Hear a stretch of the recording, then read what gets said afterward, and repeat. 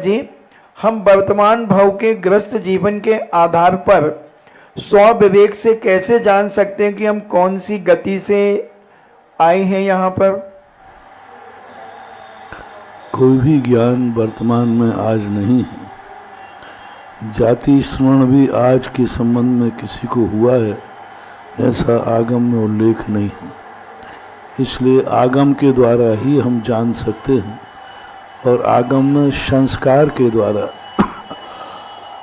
वर्तमान में कैसे संस्कार हैं, अच्छे कुल में जन्म लेकर के भी बुरे संस्कार हैं तो वो दुर्गति से आया है, बुरे कुल में जन्म लेने के बाद भी अच्छे संस्कार हैं तो किसी अच्छे कुल से आया है, भूल के कारण से गलत कुल में जन्म ले लिया। यही आगम से अनुमान के द्वारा जान सकते हैं। झलक जैन आगरा से पूछती हैं, नमोस्तु महाराज जी, जीव अपने कर्म पुण्य पाप लेकर जन्म लेता है, फिर वर्तमान भाव के कर्म पुण्य पाप कब फल देते हैं? मिक्सिंग फल चलता रहता है। इस संसार एक व्यापारी के समान होता है। नया माल और पुराना माल दोनों मिलकर के चलते रहते हैं। कुछ पुराने कर्म, कुछ नया कर्म, दोनों कर्म मिलकर के अपना फल देते हैं। संपूर्ण पुराने ही कर्म फल देंगे तो वर्तमान का पुरुषार्थ निरर्थक हो जाएगा। वर्तमान के ही सारे कर्म मिलेंगे तो अतीत में किए हुए अपराधों की सजा मुक्त हो जाएगी। इसलिए अतीत में किया हुआ अपराध और वर्तमान का पुरुषार्थ दोनों मिले हुए ही कर्म उदय में आते हैं। यदि वर्तमान पर कोई पुरुषार्थ काम नहीं करेगा तो अतीत में जो कर्म किए हैं फिर तो हमारा कभी कल्याण हो ही नहीं सकता, हम पर कभी किसी में सफलता प्राप्त कर ही नहीं सकते। तो अतीत का जो कर्म है उनको हम वर्तमान के पुरुषार्थ से टालने का प्रयास कर सकते हैं। नहीं टल सकता है तो उसकी अनुभाग शक्ति कम होगी, फल देने की शक्ति कम होगी। कुछ ना कुछ वर्तमान हाथ में होता है। बहुतायत वर्तमान के माध्यम से ही हम अतीत को आगे पीछे कहते हैं, जिसके लिए हमारे यहाँ उत्कर्षण और अपकर्षण ये दो करण वर्तमान के परिणामों से ही होते हैं। दीक्षा जैन हरि पर्वत आगरा से पूछती हैं, नमोस्तु महाराज जी, आगम के अनुसार बैर दुश्मनी 10 भाव या 16 भाव तक चल सकती है, राग कितने भाव तक चल सकता है? बैर भी असंख्यातों वर्ग भाव तक चल सकता है। एक बैर की बांधी हुई कसाय 40 कोड़ा कोड़ी सागर वर्ष तक चल सकता है। अब 40 कोड़ा कोड़ी वर्ष कितने हो गए? 1 करोड़ में 1 करोड़ का गुणा करो तो अब 1 कोड़ा कोड़ी है। ऐसे 40 कोड़ा कोड़ी सागर वर्ष तक भी बांधा हुआ बैर संसार में यदि दोनों भटकते रहें तो मिल सकता है। ऐसे राग का है, देश का है, दोनों का है। मिथ्यात्व का 70 कोड़ा कोड़ी सागर और राग और द्वेषों का 40 कोड़ा कोड़ी सागर वर्ष तक। यदि राग में निधत्त निकाचता है तो 40 कोड़ा कोड़ी सागर वर्ष तक वो राग तुम्हें बाहर नहीं निकलने देगा। उसके परिणामों से आपके परिणाम बिगड़ते रहेंगे। जब भी वो तुम्हारे सामने होगा आपको राग भाव जागेगा, आपका भविष्य बिगाड़ देगा, समाधि बिगाड़ देगा। मुनि बन गए हैं तो भी बिगाड़ देगा, क्योंकि आपकी निधत्त निकाचकता बैठी है। उसी समय आप मुनि हैं, सल्लेखना में लीन हैं, उसी समय वो सामने आ जाएगा। आपको पूर्व भाव की कोई स्मृति आ जाएगी, राग जाग जाएगा, आपकी समाधि बिगड़ जाएगी। ये राग उत्पन्न करने वाले, ये मत समझो कि ये राग उत्पन्न करने वाले तुम्हारे मीत ही हैं। दुश्मनी भी रागी बना करके की जाती है, पराय बना के नहीं। द्वेष तो अपन को समझ में आता, भैया ये हमसे दुश्मनी कर रहा है, पूर्व भाव का बैरी है। लेकिन बैरी द्वेष में ही आता है, सुबात नहीं, राग में भी आता है। वो तुम्हें कार्य नहीं करने देगा, तुम धर्म करना चाहो नहीं करने देगा। आप जैसे मान लीजिए तुम लोग ग्रस्त हो, आप गृहस्थी में फंस गए, आपका दीक्षा लेने का भाव हो भी रहा है, वो नहीं लेने देंगे। वो कहेंगे आप कैसे दीक्षा ले सकते हो, शादी क्यों की आपने? नहीं मानोगे तो कोर्ट केस कर देंगे, मानव अधिकार तुम्हारे लिए दीक्षा से वापस जाना पड़ेगा। मानव अधिकार कहता है तुम पत्नी को छोड़कर नहीं जा सकते उसकी रजामंदी के बिना। बच्चों को जन्म देकर तुम दीक्षा नहीं ले सकते रजामंदी के बिना। यदि वो कोर्ट में चले जाएं तो मानव अधिकार साधु को कहेगा आप पहले बच्चों को संभालिए, इनको पैर पे खड़ा कीजिए और इनकी मंजूरी लेकर फिर जाइए। तो ये क्या है, ये राग भाव हमारे लिए बाधक बनता है। पाप पुण्य मिल दोय पायन बेड़ी ढाले। पाप और पुण्य ये दोनों मिलकर के बेड़ी बनते हैं और वो परिणाम ऐसा बन जाता है।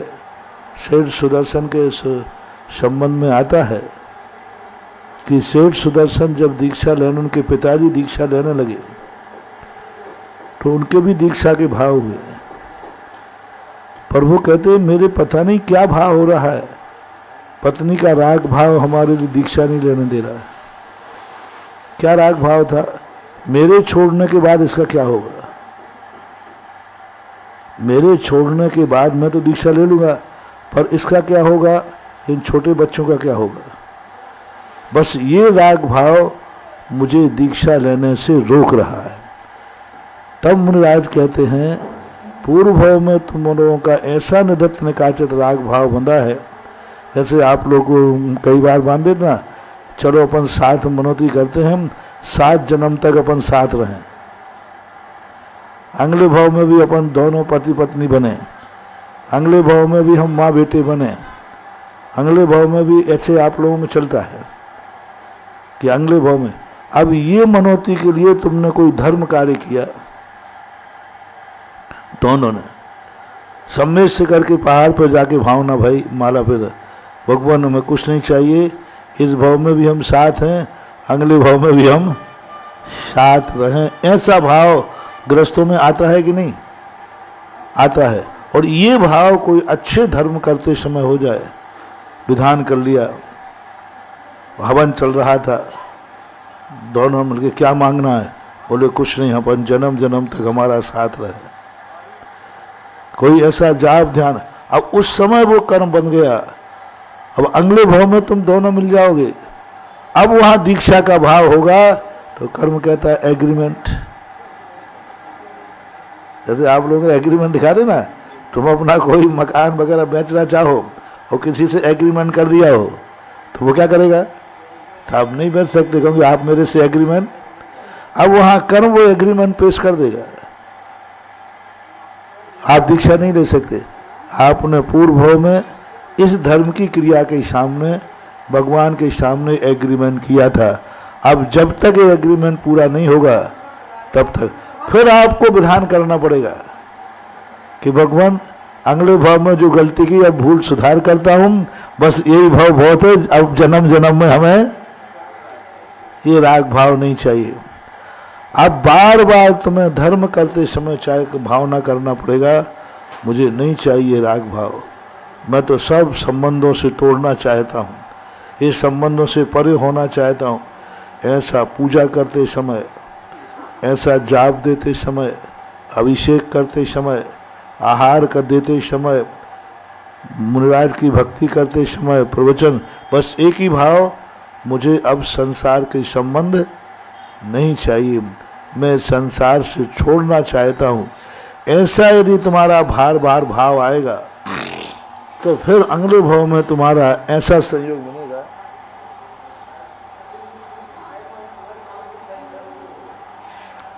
जैसे हम लोगों ने पूर्व भाव में ऐसी भावना भाई होगी, और भावना के परिणाम क्या है, हम लोग उस दंडफंद में नहीं फंसे, उसके पहले ही निकल आए, क्योंकि हमने पूर्व भाव में ऐसी भावना भाई होगी, मुझे नहीं चाहिए संबंध, मैं उनको तोड़ के जाना चाहता हूँ। तो उस समय तो नहीं टूट पाए, लेकिन भवान्तर में होते इसलिए रागादि भाव जो होते हैं, इन भावों के लिए भी निधत्त निकाचित होना होता है। यदि अच्छी सच्ची भावना से बांध लिए जाएं तो होना पड़ता है। हमारे यहाँ एक आरिका माता का आता है। आरिका माता थी, मुनिराज थे, 7 मुनिराज एक से लगे, और उसने भावना भाली कि मैंने आरिका पद पर जितनी साधना की है, अगले भाव में मैं इन 7 मुनिराजों की माँ बनूं और ये मेरे बेटे बने, और फिर दीक्षा लेवे तो मैं मुनिराज की माँ बन करके मरना चाहती हूँ। अब आरिका थी तो पुण्य तो कमाया ही था। अगले भाव में वे 7 बेटे उसके बेटे बने और 7 को दीक्षा दिलाई, और फिर आरिका बनी। फिर आरिका बन करके फिर एक भाव में फिर पुरुष बन करके वो भी मोक्ष चली गई। अब लोग ऐसा एग्रीमेंट हो गया। आरिका ने निदान बंद कर लिया, ये निदान बंद कहलाता है। तो निदान बंद अपने यहाँ करना थोड़ा खतरनाक है, क्योंकि फिर अपन बंद जाते हैं, क्योंकि एग्रीमेंट हो चुका। इसलिए संसार चल रहा है, चलने दो, बिना एग्रीमेंट के चलने दो, जब मौका पड़े तब खिसक तो जाएंगे। ऐसा अभी पिता जैन पूछती है, नमोस्तु महाराज जी थांदला से, देव किसी को मार नहीं सकते लेकिन धक्का दे सकते हैं, आयु की उदेड़ना करा सकते हैं, जीव मर सकता है। ऐसे देव को क्या हत्या करने का दोष नहीं लगता? दोष बराबर लगे। आधा कर्म कहलाता है। अपने हाथ से किसी भी जीव का वो प्राण नहीं ले सकते। जैसे तलवार चला करके किसी का सिर फोड़ करके वो स्वयं नहीं करेंगे, वो धक्का दे देंगे। धक्का दे के तुम मर जाओ तो पत्थर की चोट, वो पत्थर नहीं मार सकते, और पत्थर मारेंगे तो तुम्हारे प्राण नहीं निकलेंगे। वो पत्थर के नीचे दबा देंगे तो पत्थर के दबाव से मर जाओगे, लेकिन वो फेंक के पत्थर नहीं मार सकते। तो ऐसे उन देवताओं के आधा कर्म कहलाता है। सीधे डायरेक्ट अपने शस्त्र आदि के द्वारा मारना, ये आधा कर्म कहलाता है। आधा कर्म देवों में नहीं होता। इनडायरेक्ट रूप से मार सकते हैं, मारते ही हम उनको बराबर हत्या का दोष लगेगा, क्योंकि उनके भाव तो मारने के होते ही हैं। सुंदरी जैन ट्रांसजमुना से पूछती हैं, नमोस्तु महाराज जी, 2 जीव हैं, एक जीव मनुष्य है, दूसरा देव है, दोनों में बैर चल रहा है। अगर मनुष्य भी मर कर के देव बन जाए तो उनके बीच के बैर की क्या दशा होती है? देवों में बैर भाव जो है मानसिक रहेगा, एक दूसरे का कुछ बिगाड़ नहीं सकते। मानसिक ईर्ष्या करेंगे, मानसिक दोष भाव रखेंगे। अवज्ञान से वो जान लेगा कि ये मेरा बैरी है, तो मानसिक उससे ईर्ष्या भाव रखेगा, लेकिन उसका कोई बिगाड़ नहीं सकता। वहाँ मुक्का मुक्की नहीं चल सकती, युद्ध नहीं सकता, कोई देव किसी देव को मार नहीं सकता, सिर कुछ भी नहीं कर सकता। मानसिक रूप से द्वेष भाव रख सकता है, ऐसा देवताओं का नियोग है। खुशांसी जैन आगरा से पूछती हैं, नमोस्तु महाराज जी, पुण्य गुरु और भगवान को कोई छीन नहीं सकता, लेकिन आत्मा का सत्य, आत्मा की शक्ति को कोई छीन नहीं सकता, तो उस आत्मा की शक्ति को हम कैसे जागृत करें? छीन नहीं सकता, लेकिन हम खुद ही उद्घाटित न करें तो, स्वयं ही अपनी शक्ति को छुपाए बैठे रहें तो छीन नहीं सकता। एक धनवान सेठ के यहाँ पैसा है, चोर नहीं ले जा रहा है, लेकिन वो स्वयं ही उपभोग नहीं कर रहा, उपयोग नहीं कर रहा है, तो धन क्या करेगा? धन ने ताला लगा के रख दिया, अब वो क्या करेगा? धन उसको उपयोग ही नहीं करना, कोई छीन भी नहीं रहा है। तो ऐसे ही आत्मा की शक्ति को कोई छीन नहीं सकता, लेकिन हम उसका उपयोग भी तो नहीं कर पा रहे।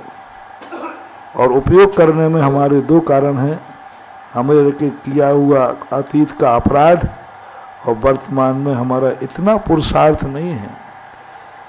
जितना पुरुषार्थ आप पाप के लिए करते हो, इतना पुरुषार्थ यदि धर्म के लिए करो तो तुम धर्मात्मा बन जाओगे, जैसे पाप के लिए। आप खुद देख लीजिए, आप संसार के लिए आपका सुबह से शाम तक कितना पुरुषार्थ है, कितना सोच है, कितना चिंतन करते हो। मान लो आपको सपोज करो व्यापार है, अब उसके संबंध में कितना सोच रहे हो, कैसे व्यापार करना, कैसे चलाना, नौकरों को कितने लगाना, कितने बजे खोलना, कहाँ से माल लाना, ये सारा तुम्हारे दिमाग चलता है कि नहीं चलता है? किसी भी चीज में, संसार के हर कार्य में तुम जितनी मेहनत करते हो वो भाग्य से नहीं मिलता। रोटी भी तुम्हें भाग्य से नहीं मिल रही है, उसके लिए तुम्हें कितने टेंशन करना पड़ते हैं तो आप लोग जानते हो। जो पैसा तुम्हारे पास आ रहा है भाग्य से नहीं आ रहा। कोई खजाना रखा हो, भाग्य से चक्रवर्ती के पास आता है अक्षय निधियां। पंचम काल में किसी के पास भाग्य से पैसा नहीं आता, उनको भी पुरुषार्थ करना पड़ता है। दिन रात मेहनत करते, मन भी उसी में, टेंशन भी उसी में। ये बड़े आदमी ऐसे नहीं पैसा कमाते हैं, इनकी नींद हराम होती है।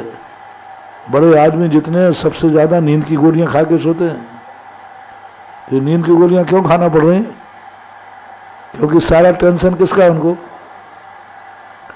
जिसका जितना बड़ा व्यापार होगा उतना ही वो ज्यादा, सबसे ज्यादा अमेरिका में नींद की गोलियां बिकती हैं, सबसे ज्यादा अमेरिका में। 90% लोग वहां नींद की गोली खा के सोते हैं, नींद की दवाई। सहज नींद आती ही नहीं। क्यों? उनके 24 घंटे के टेंशन इतने हैं, इतने बड़े व्यापार हैं, उसी में वो अपना टेंशन कमाते हैं। जितना टेंशन एक संसारी प्राणी पुरुषार्थ एक पाप के लिए करता है, उसका 10वां हिस्सा भी धर्म के लिए करे तो वो धर्मात्मा बन जाएगा। आप पढ़ाई को देख लीजिए, जितनी पढ़ाई के लिए आपका बच्चा 16 साल पढ़ता है, कितना पढ़ता है स्कूल में? 8 घंटे। कोचिंग, घर पे होमवर्क, कितना पढ़ता है? तब वो 16 साल में किसी एक विषय का मास्टर बन पाता है।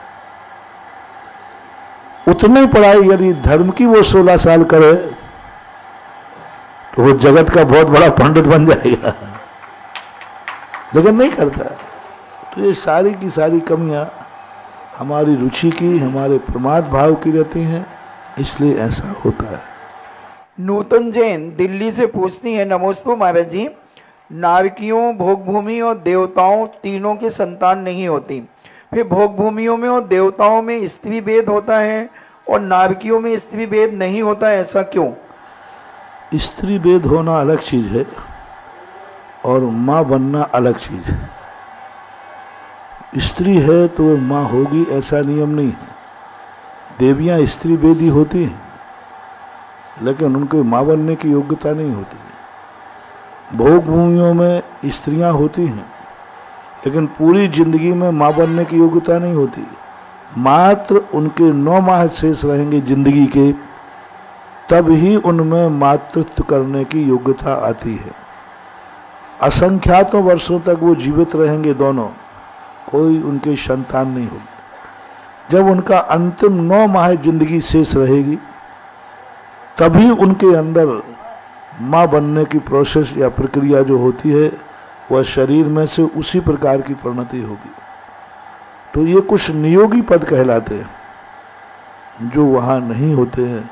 वो इसलिए मूल कारण है कि ये नियोगी पदों से, क्योंकि उनके ऐसे उन्होंने पुण्य बांधा है कि संतान जो है इंद्रिय सुखों में बाधक होती है।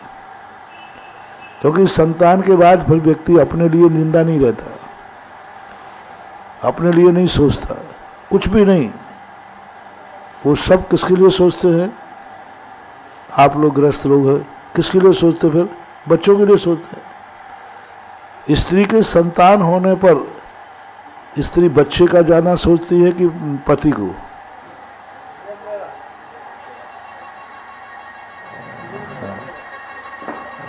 माता बताओ ना, बच्चे का जाना उपयोग है। नियम से बट जाएगा, प्रेम बटेगा। दोनों में से ज्यादा यदि उसको धोना है तो पहले बच्चे को ध्यान देगी, तो ये बट गया।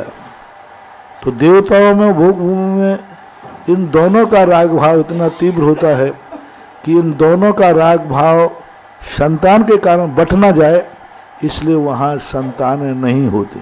एक ही कारण होता है और कोई कारण नहीं है, क्योंकि उनका प्रेम, उनका राग बढ़ जाएगा, इसलिए उनका राग होने से देवताओं को ऐसी बनती है। दीप्ति जैन आगरा से पूछती है, नमोस्तु महाराज जी, अगर कोई देव विक्रिया करके मच्छर बनकर के किसी के मुख में चला जाए तो क्या उसे मांस भक्षण का दोष लगेगा? विक्रिया कौन करेगा? देवता। देवता करेगा तो तुमने क्या उसको मच्छर बांध के खाया है? आपका भाव क्या था? आपका भाव दिखाने और निगलने का है तो बराबर दोष लगेगा। बाकी देवता मुंह में गया है तो वो मरेगा तो है ही नहीं, क्योंकि देवता है वो तो विक्रिया के लिए तुम्हें ठसका दिलाने के लिए गया था, वो मरेगा ही नहीं। मरेगा नहीं तो फिर हत्या का भाव कैसे? यदि तुम्हारा भाव उसको मारने का आया, वो भली न मरे लेकिन तुम्हें मारने का दोष लगेगा। मोनिका जैन पुणे से पूछती है, नमोस्तु महाराज जी, नारकी जीवों की भी 4 संज्ञाएं होती हैं, मगर उनके जीवन में उनका क्या उपयोग है? वो क्या करते हैं उन 4 संज्ञाओं के द्वारा? कोई जरूर नहीं कि संज्ञा के माध्यम से उनको उसका विषय मिले। एक व्यक्ति को भूख लगी है तो उसकी आहार संज्ञा है कि नहीं? भली खाने को नहीं मिल रहा है तो क्या करें? खाने को नहीं मिल रहा, नारकियों को खाने को नहीं मिलता, लेकिन उनके आहार की इच्छा तो होती है। जैसे आपको किसी दिन बंद कर दिया जाए, नहीं दिया जाए आहार भोजन, तो उस दिन क्या आपके आहार की इच्छा नहीं होगी? इच्छा तो होगी, प्रैक्टिकल मिलेगा नहीं। इसी प्रकार नारकियों के आहार की इच्छा, सारी इच्छाएं होती, वो शिक्षा को पूरी नहीं कर पाएंगे, ये बात अलग है, लेकिन इच्छा तो है। संज्ञा का अर्थ मात्र इच्छा है। अंदर इच्छा आएगी और वो इच्छा है तो संज्ञा का नाम ही इच्छा कहलाता है। दिनेश कुमार जैन राठौर थड़ोस सिंगोली से पूछते हैं, नमोस्तु महाराज जी,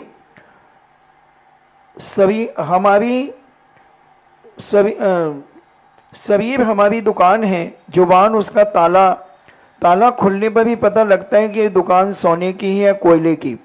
तो हमारी जिज्ञासा है कि हम अपने इस शरीर रूपी दुकान के ऐसा कौन सा ताला लगाएं जिससे हमारी दुकान में सोना ही बरसता रहे, कभी जहर न बरसे, ऐसा मोटिवेशन देने की कृपा करें। अपनी जवान को ताला लगा के रखो, जवान को संभाल के रखो। जवान यदि मीठी होगी तो बैरी नहीं बनेंगे। तो जवान के कारण से ही कितने बड़े युद्ध हो जाते हैं, झगड़े हो जाते हैं। मन में कसाय भाव है और वचन में भी आ गया तो झगड़ा हो जाएगा। मन में ही रखोगे तो झगड़ा नहीं होगा, तुम्हें कसाय तो है लेकिन सामने वाले से झगड़ा नहीं होगा। इसलिए वचन की बात कही गई। यदि द्रौपदी मन में ही अपनी कसाय रख लेती तो महाभारत नहीं होता, लेकिन उसने क्या कर दिया, मुंह से बोल दिया, अंधों के पुत्र, इतने शब्द नहीं तो गवाड़ा कर दिया, इतने शब्द नहीं तो चीरहरण करा दिया। दुर्योधन राज्य चाह रहा था, उसकी कल्पना में कभी नहीं था। ध्यान रखना, दुर्योधन अनैतिक नहीं था। खैर जैन दर्शन के अनुसार तो उसने दीक्षा ली है। जैन दर्शन के अनुसार तो हरिवंश पुराण में दीक्षा ली है दुशासन ने, दुर्योधन ने।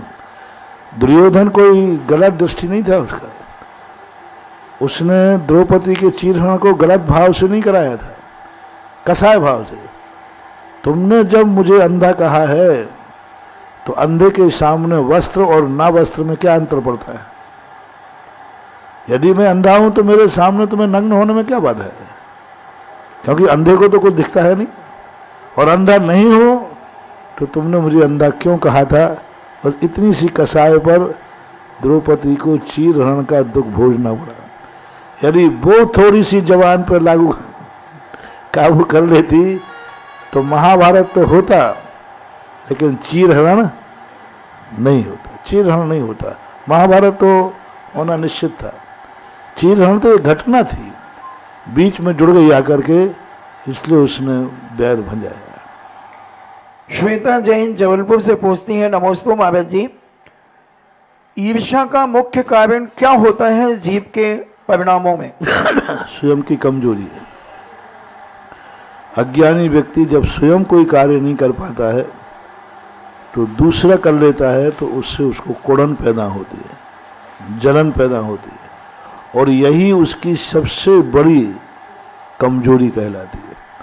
और यही कुड़न उसका नाश कर देती है, यही कुड़न से उसका डाउनफॉल हो जाता है, यही कुड़न धीरे धीरे करके सब कुछ मिटा देती है। इसलिए ईर्ष्या भाव हमारी असमर्थता का प्रतीक है। तथा जैन सेक्टर नंबर 7 आगरा से पूछती हैं, नमोस्तु महाराज जी, साधु धर्म और धर्मात्मा को बदनाम करने वाले कलयुग में सुखी कैसे रहते हैं? देखो, बदनाम करने वाला जो होता है उसका पुण्य का उदय तो है ही। पुण्य का उदय नहीं होगा तो वो बदनाम कर भी, उसके पूर्व का पुण्य का उदय रहता है तो वो थोड़ी देर सुखी रह सकते, ज़्यादा नहीं। पापी के, गलत आदमियों के, असत्य के पैर नहीं होते। ये कुछ दिन के लिए उछलते हैं, ये कुछ दिन के लिए ठहाका मारते हैं। आपने पिक्चरों में देखा, खलनायक शुरू में सारे अनैतिक कार्य करके सुखी रहता है और हीरो सारी जिंदगी भर दुखी रहता है, लेकिन पिक्चर के अंत में बस यही स्थिति है कि वो सुखी होने के कारण उसका थोड़ा पुण्य का उदय है। जब तक तेरे पुण्य का बीता नहीं करार, तब तक तुझको माफ है चाहे अवगुण करे हजार। बस पुण्य का थोड़ा सा खेल है, इसलिए अंत में तो उसे पछताना ही पड़ेगा, अंत में तो उसको दुखी होगा। सज्जन पुरुषों के शादियों को जो अफवाह करने का प्रयास करते हैं, बदनाम करने में रुचि लेते हैं, उनका अंत कभी अच्छा हो ही नहीं सकता। उनको तो कहीं ना कहीं से अंतोगत्वा उनके पाप का घड़ा फूट ही जाएगा, क्योंकि वो ज़्यादा बड़ा नहीं होता। पुण्य का घड़ा कभी भरता नहीं है और पाप का घड़ा फूटे बिना रहता नहीं है। तो कुछ दिन उछल कूद कर लेते हैं, कर लेने दो, कोई फर्क नहीं पड़ता।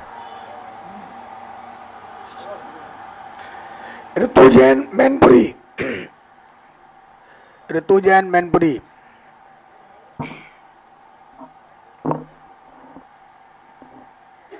इसके बाद तैयार रहे अर्पित जैन कानपुर। हे गुरुदेव, आपको अनंतो बार नमोस्तु। हे महाराज जी, इच्छामी इच्छामी इच्छामी।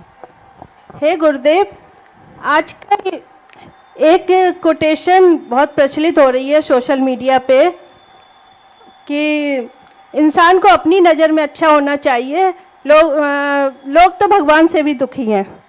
तो महाराज श्री, ये युवा पीढ़ी को इतनी पसंद आ रही है, खूब शेयर कर रहे हैं, स्टेटस पर लगा रहे हैं, और जैसे उनकी मन की बात है, लोगों ने बड़ों की, मतलब युवा पीढ़ी ने बड़ों की। हाँ ठीक है, तो उनसे ये पूछें क्या वो अपनी नज़रों में ठीक हैं? अपनी नज़रों में ठीक हैं तो कल फिर रोते हुए नहीं आवे। अपने नज़रों में ठीक हैं तो अपने भविष्य की उज्जवल की घोषणा करें। यदि वो अपनी नज़रों में ठीक हैं तो फिर वो स्वयं ही बाद में जाकर के पछतावा क्यों करते हैं? यदि आज विज्ञान अपनी नज़रों में खुश है तो वो संसार को सुख दे रहा है कि दुख दे रहा है? विज्ञान ऐसी कगार पर जाके खड़ा कर देगा तुम्हें, ना तुम जिंदा रह पाओगे और ना मर पाओगे। हर चीज को विज्ञान तुम्हारे लिए यही तो सब दे रहा है कि तुम अपने मन में खुश रखो। मन की खुशी का नाम अपनी नज़रों में अच्छा नहीं है। अपनी नज़रों का अर्थ होता है जो स्वयं को और अपनों को दोनों को सुखी कहे, उसका नाम है अपनी नज़रों में सुखी रखना। अपनी नज़रों में बड़ों को यदि दुख हो रहा है तो वो अपनी नज़र में भी सुखी कहाँ है? यदि माँ बाप को दुख दे करके वो कुछ कर रहा है तो फिर तो बालक भी कर रहा है। उनसे कहो बालक मिट्टी खा रहा है और वो अपनी नज़रों में क्या है, अच्छा कर रहा है कि बुरा? गलत कर रहा है। अच्छा कर रहा है वो तो नहीं। बालक मिट्टी खा रहा है तो वो अपनी नज़रों में अच्छा कर रहा है कि बुरा? अच्छा कर रहा है, अच्छा कर रहा है, अच्छा कर रहा है। अब उनसे पूछो कि बच्चा अपनी नजरों में तो उठा हुआ है तो मिट्टी खाना ठीक है। अपनी नजरों में उठने का अर्थ है कि हमारी नजर खोटी हो सकती है, क्या तो माँ बाप की नजर में भी अच्छे हो। एक सुसाइड करने वाला सुसाइड कर रहा है, वो अपनी नजरों से अच्छा कर रहा है कि बुरा? उसे वही सही लग रहा है। सही लग रहा है। तो उनसे पूछो सुसाइड करना अच्छा है? यदि शराब पीने वाला कहता है मुझे शराब अच्छी लगती है, वो अपनी नजरों में शराब पीने वाला गलत है कि बुरा अच्छा है, अच्छा मानता है, तो शराब पीना सही है। एक किसी का मर्डर करने वाला किसी का मर्डर करता है अच्छा मान के बुरा मान के, करने वाला अच्छा मान के, तो मर्डर अच्छा है क्योंकि उसकी नजरों में तो अच्छा है। कोई डाकू चोरी करता है, बोलो चोरी करने वाला अपनी नजरों में अच्छा मान के करता है कि बुरा मान के? उसे उस टाइम वही सही तो लग उससे रहा है। बेटे से कहना फिर चोरी करना अच्छा है क्योंकि उसकी नजरों में तो अच्छा है, उसकी नजरों में तो बहुत अच्छा है चोरी करना। जेब काटने वाला अपनी नजरों में अच्छा मानता है, मैं तो अच्छा कर रहा हूं, कौन सा गलत कर रहा हूं? तो संसार का हर पाप पापी अच्छा मान के ही करता है, बुरा मान के कोई पाप नहीं करता है। तो उससे कहना कि जब यदि उसकी दृष्टि में है तो फिर तुम्हारी सरकार कानून क्यों लगाए? उसकी दृष्टि में था कि इसका मर्डर करना है, यही मेरे लिए अच्छा लग रहा है। अपनी नज़रों में उसको दूसरे का मर्डर करना अच्छा लग रहा है, तो फिर उस पर कानून क्यों बनाया गया? उसने तो अपनी मर्जी से किया, अच्छा है। शराब पिए, अच्छे के लिए पिए, अपनी नज़रों में गिर रहा है, कहाँ गिर रहा है वो? चोरी करने वाला अपनी नज़रों में कितना अच्छा है, अच्छा ही मानता है वो। तो जितने ये पापी हैं, जितने बालक हैं, ये जो भी कार्य करते हैं अपनी नज़रों में अच्छा मान के करते हैं। तो उस बेटे से पूछो तो क्या यह सब अच्छा है?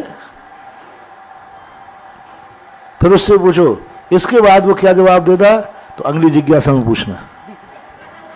नमोस्तु गुरु। और या उसी छोरे को लाके मेरे सामने खड़ा कर देना, बता दूंगा मैं तुझे। मतलब अर्पित जैन कानपुर, इसके बाद तैयार रहे किरण जैन कानपुर। पूज्य गुरुदेव के चरणों में बारंबार नमोस्तु नमोस्तु नमोस्तु। चुल्लक जी के चरणों में इच्छामी इच्छामी इच्छामी। महाराज श्री, हमारी जिज्ञासा ये है, रक्तदान और अंगदान किस दान की श्रेणी में आता है? ये दान की श्रेणी में नहीं आते, हम बहुत बार कह चुके। ये आपका आपसी सहयोग है। परिवारों में, संसार में कुछ बातें ऐसी हैं जो धर्म की कोटि में नहीं आती हैं, परस्पर व्यवहार की कोटि में आती हैं। इनका निषेध नहीं करना, लेकिन इसको धर्म मान के भी नहीं करना। रक्तदान आदि ये धर्म नहीं है। जैसे आप पड़ोसी को कोई ज़रूरत पड़ी तो आपने तुरंत दे दिया उसको, भाई थोड़े ले जाओ, तो दान की कोटि में नहीं है, ये सहयोग कहलाता है। दान हमेशा पूज्य पुरुषों को दिया जाता है। दान हमेशा पूज्य पुरुषों को दिया जाता है। सहयोग अपने से पुण्यहीनों का भी किया जाता है। जो हमसे अधिक पुण्यवान है, पूज्यवान है, उनको ही दान दिया जाए। तभी दान की कोटि आएगी जब आप अपने से पूज्य को कोई वस्तु दे रहे हो और वो उनकी पूज्यता को बढ़ावे। दो कारण समझना, पूज्य व्यक्ति को देना तब दान है, और उससे उनकी पूज्यता बढ़ेगी या घटेगी। उनका जो वो अच्छा कार्य कर रहे हैं धर्म का, तुमने जो वस्तु दी उससे उनका धर्म बढ़ेगा या घटेगा? तो दान है। मान लीजिए आपने आप पूज्यता कर लिया और ऐसी वस्तु तुमने दी जिससे हमारा धर्म ध्यान घट गया, दान नहीं कहलाए। महाराज को आहार देते हो तो दो कारण हैं, एक तो पूज्य है। अब उस आहार दान से मेरा धर्म बड़ा है कि घटा है? बड़ा है। सामायिक किए, विहार किया है, प्रवचन दे रहा हूँ, ये नहीं कर पाता यदि नहीं लेता आहार। तो पूज्य पुरुषों को देना और देने से वह वस्तु देना जिससे उनकी पूज्यता में, धर्म करने में बढ़ोतरी हो, वो दान की कोटि में आता है। पुण्यहीन को जो दिया जाता है, दान का तीसरा लक्ष्य होता है, हम उसको इसलिए दे रहे हैं पूज्य पुरुषों को जिससे हम भी कल पूज्य बने। और जो सहयोग दिया जाता है पुण्यहीन को दिया जाता है, वो जैसा बनने के लिए नहीं, वो जैसा बनने के लिए नहीं, तो पुण्यहीन कहलाते। उसके पास रक्त की जरूरत पड़ गई, पुण्य की कमी है। किडनी की जरूरत पड़ गई, पुण्य की कमी है। तो इनको आप सहयोग दीजिए। बस इसको दान की कोटि में, दान शब्द लगा देने से वो दान नहीं हो गया। दान तो तुम पीक दान में भी लगा देते हो, दान तो पाय दान में भी लगा दे, पाय दान, पान दान, पीक दान, पता नहीं, दान नहीं है ये सहयोग है। महाराज जी नमस्ते।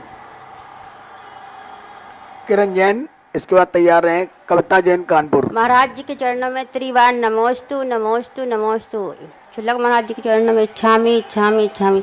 महाराज जी, लोग लाख तीर्थ वंदना करते हैं, व्रत उपवास करते हैं, लेकिन एक कुदेवी कुल देवताओं को मानते हैं, तो उनको कितना पुण्य मिलता तीर्थ वंदना करने का? देखो ये सब चीज़ें उसको पुण्यबन तो मजदूरी तो मिलेगी। मान लो कोई व्यक्ति शराब पीता है, फिर भी वो तुम्हारे यहाँ मजदूरी करता है, तो उसको मजदूरी दोगे कि नहीं दोगे? हैं? वो शराब पीता है, तुम्हें मालूम है, तो वो शराब पीता है, उसका मामला वो जाने। आपको तो मजदूरी तो देना, देखो तो उसको मजदूरी मिलती है, पुण्य नहीं मिलेगा। इतना पुण्य नहीं मिलेगा कि वो संसार काट दे, इतना पुण्य नहीं मिलेगा महान आदमी, पर उसको मजदूरी मिली है क्योंकि इसने मजदूरी की है। क्योंकि कुदेवों को, जैसे शराबी व्यक्ति कितना भी कमा ले, लेकिन वो कभी अमीर बनने वाला नहीं है।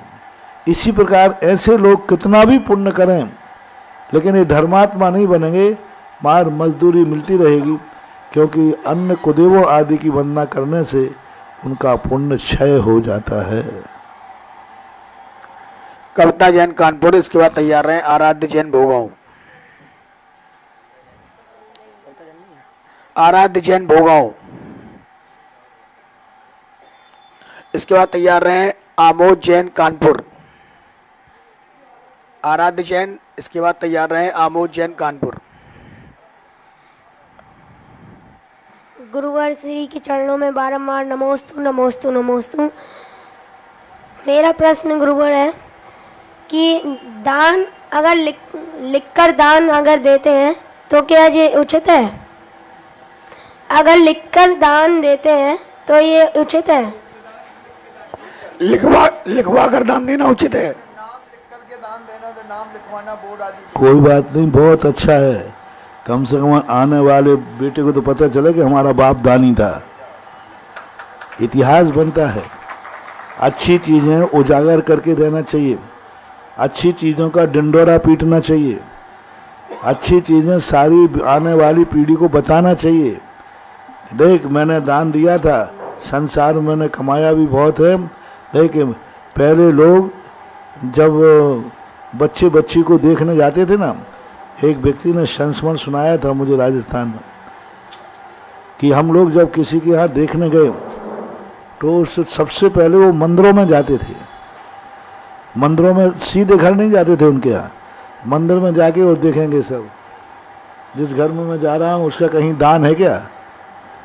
यदि पार्टियां लगा है तो जाके वहाँ पानी पिएंगे, अन्यथा वो वहीं से लौट आएंगे। अरे क्योंकि ये व्यक्ति जिसके देवता नगर के देवता हैं, वहीं इसका कोई दान नहीं है, ऐसे व्यक्ति के यहाँ बेटा बिटिया नहीं देंगे। और वहाँ पर दान देने का और उन्होंने वहीं के वहीं लौट गए। वो बोले मैं खुद लौट के आ गया। बोले इसके यहाँ क्या जाना? वहाँ बागवान से पूछेंगे भाई इस व्यक्ति का क्या रेपुटेशन है, मंदिर आता है कि नहीं, दान देता है कि नहीं, उससे पूछेंगे। और ये पहले पहचान थी। इसलिए बेटा दान जरूर देना, इससे हमारी संतति चलती है। नाम लिखाने में कोई बाधा नहीं है। नाम मान के लिए ही नहीं होता है, धर्म को आगे बढ़ाने के लिए होता है, प्रभावना के लिए भी होता है। हाँ, कोई यश पूजा राग के लिए दान देवे, वो दान अलग चीज है। नमोस्तु गुरुवर। आमोद जैन कानपुर, और इसके बाद तैयार रहेंगी श्रीमती कमलेश जैन कानपुर। हे स्वामी नमोस्तु नमोस्तु नमोस्तु। शुल्लक महाराज को इच्छामी इच्छामी इच्छामी। महाराज जी, मेरी जिज्ञासा एक घटना पर आधारित है। हम लोग मंदिर में प्रातः सुबह अभिषेक आदि क्रिया करते हैं, और बीच में एक बार ऐसा हुआ कि रोज़ हम लोग अभिषेक करते थे, एक सज्जन उसी समय आते थे, पूरे क्रिया के समय रहते थे, लेकिन वस्त्र नहीं बदलते थे। तो एक दिन मैंने उनसे हिम्मत करके निवेदन कर दिया कि भैया आप आते हो, पूरा अभिषेक देखते हो, धारा देखते हो, तो कल से धोती पहन लो, और यदि नहीं आती तो हम पहना देंगे। तो 2-3 दिन तो मुझे वो दिखाई नहीं पड़े, तो मुझे लगता नहीं क्या हो गया। फिर पता चला कि उन्होंने अपना समय ही बदल लिया। तो अब इसमें मुझे ये पूछना है कि जो हमने भावना की थी उसका पुण्य लगेगा या वो नहीं आ रहे उसका दोष लगेगा? नहीं, तुम्हारे लिए बराबर पुण्य लगेगा, क्योंकि तुम्हारा भाव अच्छा है। ऐसा कहने पर उन्होंने छोड़ दिया है तो ये उनकी बहुत बड़ी भूल है, और ये उनको पछतावा एक दिन करना पड़ेगा। बहुत बड़ी भूल उन्होंने की।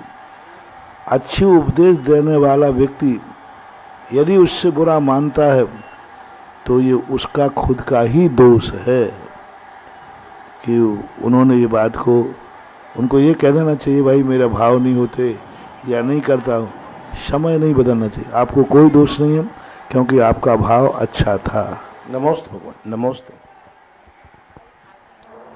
श्रीमती कमलेश जैन कानपुर, ये तो और इसके बाद तैयार रहेंगी ये निशी बात जैन। तो हमारे साथ हो जाती है। जैसे हम लोग को लोगों को गुटखा त्याग करा देते हैं, तो त्याग के कारण वो महाराज के पास ही नहीं आता है। बोले हम नहीं जाते, बोले महाराज जी गुटखा त्याग, वो वहाँ नहीं छोड़ देता है। पहले चल रहा था, बिहार में चल रहा था, सब आगे पीछे था, उसको पता चला कि महाराज गुटखा त्याग, उस दिन से वो उन्हें आना बंद कर दिया। बहुत सारे लोगों की ऐसी स्थिति है। गलत कार्य छुड़ाने पर, यदि अपन के छुड़ाने पर वो भागता है तो अपन को कोई दोष नहीं है, क्योंकि अपना भाव तो उसको सुधारने का रहता है।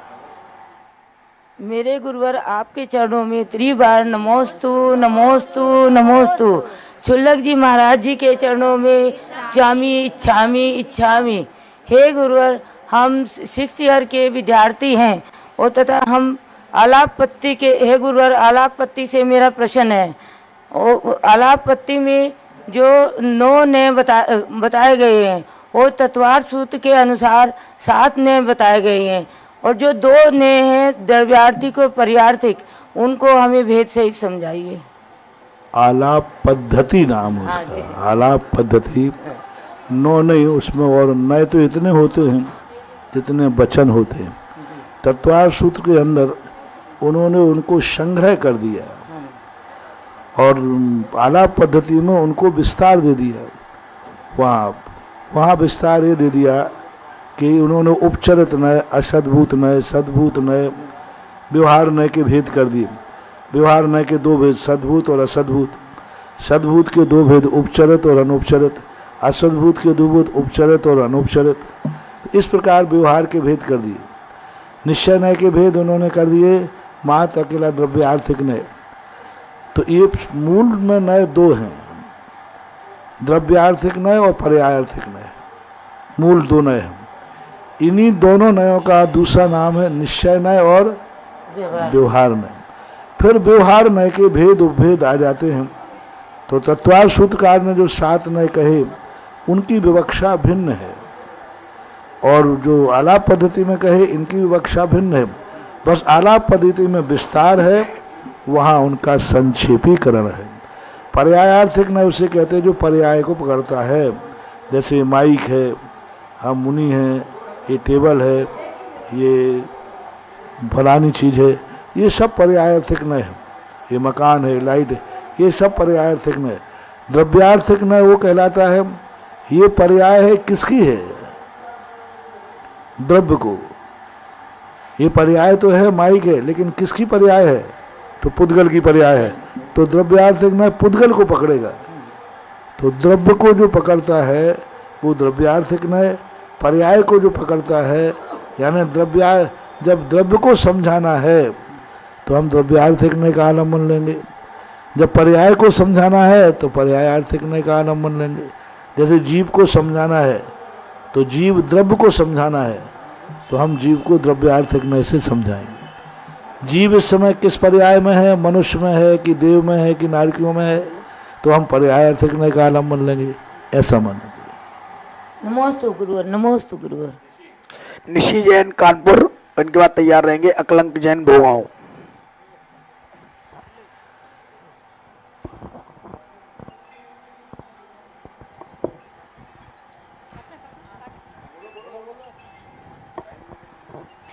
महाराज श्री के चरणों में मेरा नमोस्तु नमोस्तु नमोस्तु। चुल्लक श्री के चरणों में इच्छामि इच्छामि इच्छामि।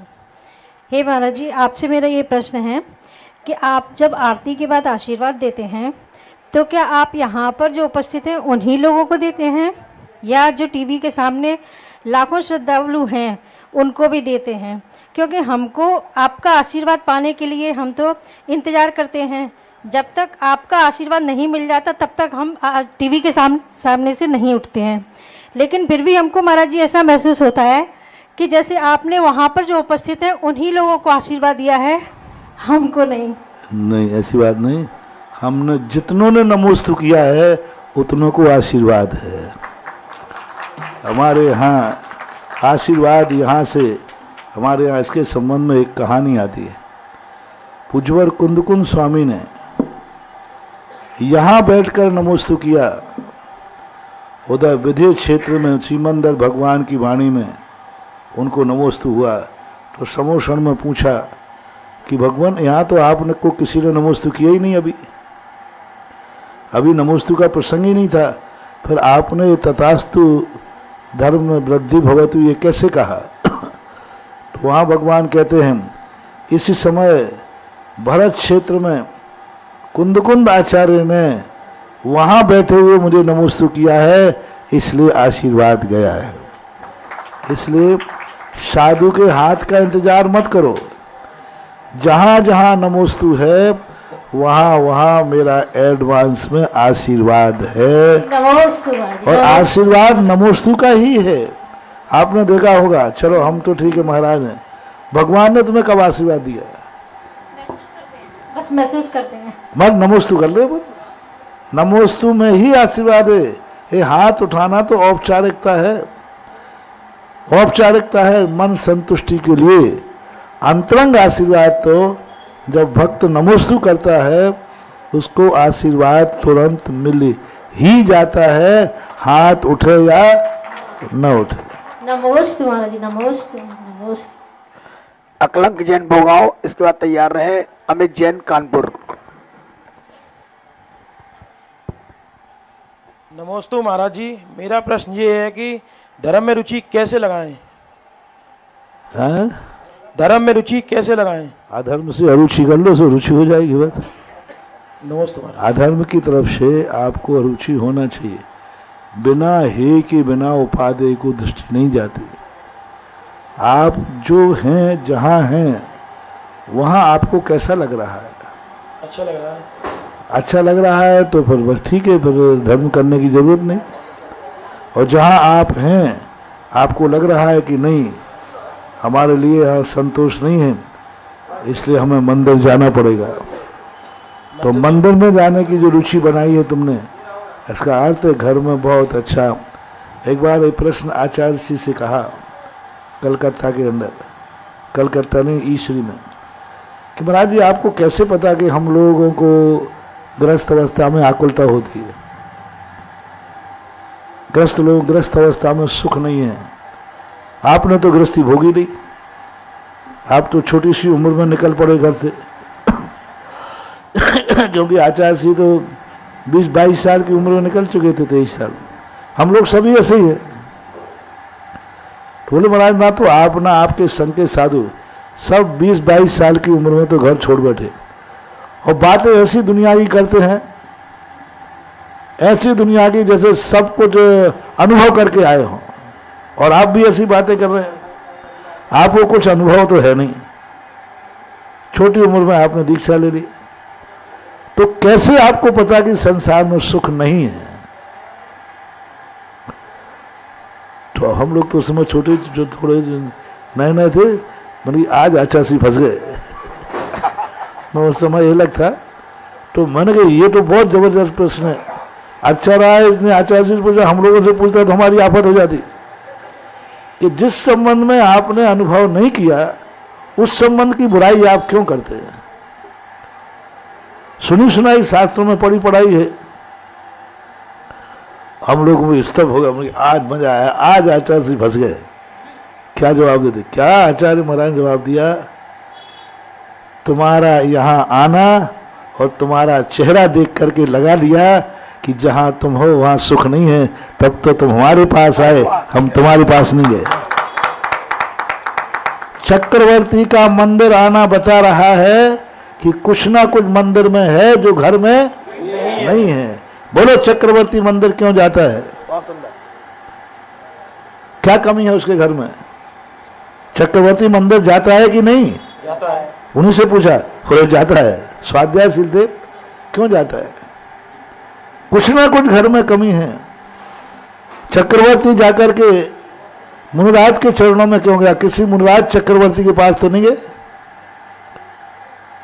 मुनिराज को उतरते ही चक्रवर्ती वज्रनाभि चक्रवर्ती रथ के ऊपर जा रहे थे, तो महाराज सामने दिख करके चक्रवर्ती रथ से उतर करके महाराज को नमोस्तु करके 3 प्रदक्षिण दे सिर नायो कर पूजा तुतकीनी, साधु समीप निकट कर बैठो चरणों में दिटकीनी।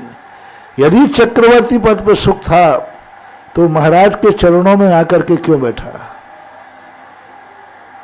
इसका अर्थ है कि चक्रवर्ती को महसूस हो रहा है जो मेरे पास नहीं है वो महाराज के पास है। मेरा पद छोटा है और महाराज का पद, ये क्यों? और क्यों तुम्हारे मंदिर आते हो? और आप बताइए, आप घर छोड़कर क्यों आए मेरे पास? गुरु दर्शन क्यों करो? मैं कहीं शास्त्र में महाराज श्रावक दर्शन करते हैं, देखा है? महाराज जी श्रावकों का दर्शन करते हैं कि श्रावक महाराज के करता है? क्यों करते हो? क्यों करते हो? इससे सिद्ध है कि जिन जिन के तुमने दर्शन किए उसमें सुख नहीं मिला, इसलिए महाराज का दर्शन करने चले आए। तुम्हारा आना बता रहा है कि कुछ तो यहां है जो तुम्हें वहां नहीं मिला। ये सुनते ही वो व्यक्ति कान पकड़ के दंड उठा, आज समझ में आई हमारा है। हर चीज को अनुभव करके ही नहीं छोड़ा जाता। आचार्य ने दूसरा उदाहरण दिया कि हर चीज का अनुभव करके नहीं देखा जाता, दूसरों के अनुभव देख करके भी सुधरा जाता है। उदाहरण दिया था उन्होंने, एक गड्ढा है, एक गड्ढे में एक व्यक्ति गिर गया तो समझदार उसको गिरते हुए देखकर अपने आप को बचा लेगा कि वो भी गिरेगा? बोलो, अपने आप को बचाएगा। उसको गिरता हुआ देख करके अपने आप को बचा लिया। हमने आप लोगों को गिरते हुए देखकर धीरे से बच के निकल गए। तुम बुद्धि हो, हम ज्ञानी हैं। क्या मजा आया था लिया? तुम गिर के देख रहे हो, तुम्हारा बाप गिरा था, तुम भी गिर के देख रहे हो, और मैं वो हूं तुम लोगों को गिरते देख करके धीरे से साइड से निकल गया। या संसार विषय सुख होता, तीर्थंकर क्यों त्यागे, काहे खोस साधन करते, संयम सोन लागे। उन तीर्थंकरों चक्रवर्ती के बाद क्या कमी थी जो छोड़कर वनवास चले गए? क्यों छोड़ा उन्होंने? कोई ने जबरदस्ती तो नहीं छुड़ाया था। इससे सिद्ध होता है कि आपके पास सुख नहीं है, हमारे पास है। नमस्ते महाराज जी। अमित जैन कानपुर, इसके बाद तैयार रहे महेंद्र जैन कटारिया कानपुर। नमोस्तु महाराज जी, इच्छामि महाराज जी। महाराज जी, मेरा प्रश्न ये है कि मैं 30 साल अपनी ज़िंदगी के ऐसी जगह रहा जहाँ मेरे को जिन दर्शन नहीं मिले, तो मेरे को ये कौन से पाप कर्म का बंध था कि मेरे को जिन दर्शन नहीं मिले? कोई ना कोई तो दर्शनावरणी कर्म का उदय था। और तुमने पूर्व भाव में एक पाप किया था कि जहाँ मंदिर था फिर भी तुमने देव दर्शन नहीं करते थे।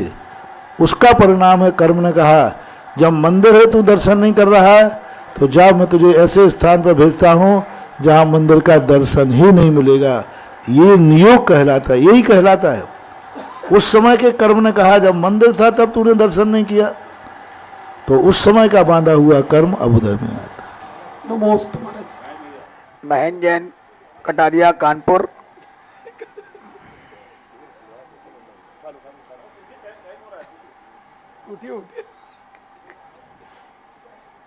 कुछ भी पूछ लीजिए जो आपकी परीक्षा। अरे यार चलो बता दे।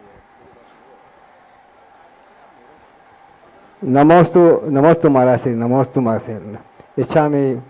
इच्छा में हम लोग गुरुवर ट्रकों का व्यापार करते हैं। काफ़ी जीव हिंसा होती है, दुर्घटना में कई घटनाएं ऐसी हो जाती है जो बहुत तकलीफ देती है। उस वक्त बहुत फील होता है कि हम लोग ये क्या करें, कि ये पाप का उदय है क्या है, लेकिन व्यापार है, उसके बारे में हमको क्या करें कि हमको कम से कम इसका पाप लगे, दोष लगे। देखो, इसको हमारे यहाँ उद्योगी हिंसा बोलते हैं। अब उद्योग करते समय जो हिंसा होती है, आपके हिंसा करने का भाव नहीं है, लेकिन फिर भी हिंसा होती है, तो उस हिंसा का तो दोष लगेगा, लेकिन आपको वह धारा नहीं लगेगी कि व्यक्ति ने इसको मार दिया। जैसे किसी गाड़ी से किसी का अनायास एक्सीडेंट हो जाता है और एक ने किसी का मर्डर कर दिया, दोनों की धाराएं एक सी हैं क्या? एक व्यक्ति का एक्सीडेंट से किसी का मरण हो गया और वो भी रिपोर्ट दिखाई, उसका भी कोर्ट केस चला, और एक व्यक्ति ने किसी का मर्डर किया था बुद्धिपूर्वक, वो भी केस लगा। दोनों हिंसक हैं, दोनों अपराधी हैं, लेकिन दोनों की धाराओं में कितना अंतर होगा? बहुत अंतर। जिन्होंने भावपूर्वक किया उस पर 302 धारा लगेगी सीधी, और जिनका भाव मारने का नहीं था फिर भी गाड़ी से टकरा गया कि मर गया, तो उस पर वो धारा नहीं लगती, लेकिन दोष तो लगता ही है। यदि बिल्कुल ही दोष नहीं लगेगा तो धर्म हो जाएगा, लेकिन इतना बड़ा दोष नहीं लगता जो मर्डर करने वालों को लगता है, क्योंकि आपका अभिप्राय वहाँ मारने का नहीं है, इसलिए। नमस्ते महाराज, नमस्ते नमस्ते। संजय जैन, कानपुर। नमोस्तु गुरुदेव, नमोस्तु गुरुदेव, नमोस्तु गुरुदेव। इच्छामि महाराज जी, इच्छामि महाराज जी, इच्छामि। गुरुदेव, मेरा एक प्रोफेशन है insurance surveyor and loss assessor का। ये गाड़ियाँ एक्सीडेंट हो जाती हैं, कहीं में कोई नुकसान हो जाता है, मैं उसका क्षति आकलन करता हूँ। व्यक्ति की भावना होती है कि मैं अधिक से अधिक पैसा मिले, लेकिन हमारा कर्तव्य होता है कि जो सही है उसको मिलना चाहिए। ऐसे में वो हमारे साथ बहुत गलत व्यवहार भी करते हैं कभी कभी, और हमेशा द्वेष भाव से रखते हैं, भाई ये ऐसे आदमी नहीं चाहिए, हमें तो ऐसा आदमी चाहिए जो हमारा काम कर सके। तो ऐसी परिस्थिति में हमको कितना दोष लगता है महाराज जी? देखो, आपको अपना कर्तव्य करना है, उसको क्या अच्छा लग रहा है क्या बुरा लग रहा है, वो झूठा पास करा रहा है तो आपको नहीं करना, क्योंकि आपके पास एक राष्ट्रीय ईमानदारी भी है। राष्ट्र के साथ आप विश्वासघात नहीं कर सकते। राष्ट्र ने भी आपको, कंपनी ने भी आपको विश्वास के साथ भेजा है कि आप मूल्यांकन सही करेंगे जी। तो आपको एक व्यक्ति को नहीं देखना है, आपको उस कानून के विश्वासघात को बनाए रखना है। यह जिम्मेवारी आपकी पहले है। अब बुरा मानने वाले व्यक्ति से तो क्या बुरा है, वो तो बुरा मानेगा तो मानेगा, लेकिन कानून का उसके साथ अपन यही है। मान लो थोड़ा बहुत अपन को दुर्व्यवहार किया भी है तो भी अपने ईमानदार से उसका जो क्लेम बनता है अपनी तरफ से उसमें कसाई के कारण कटौती नहीं करना, तो आपके लिए कोई बाधा नहीं है। नमोस्तु महाराज जी, नमोस्तु। गुरुवर के चरणों में मेरी एक स्वयं की जिज्ञासा है। गुरुवर के चरणों में मेरे परिवार से 3 बार नमोस्तु नमोस्तु नमोस्तु। गुरुदेव, जो लोग मंदिर में फालतू की चर्चा करते हैं और धर्म करने वाले लोगों को, पूजा करने वाले लोगों को विघ्न पहुंचाते हैं, उन्हें कौन से कर्म का बंध होता है? गूंगे नाम कर्म का। मंदिर में धर्म कार्य कर समय जो करेंगे, आगे जाकर के उनको वाणी ही नहीं मिलेगी।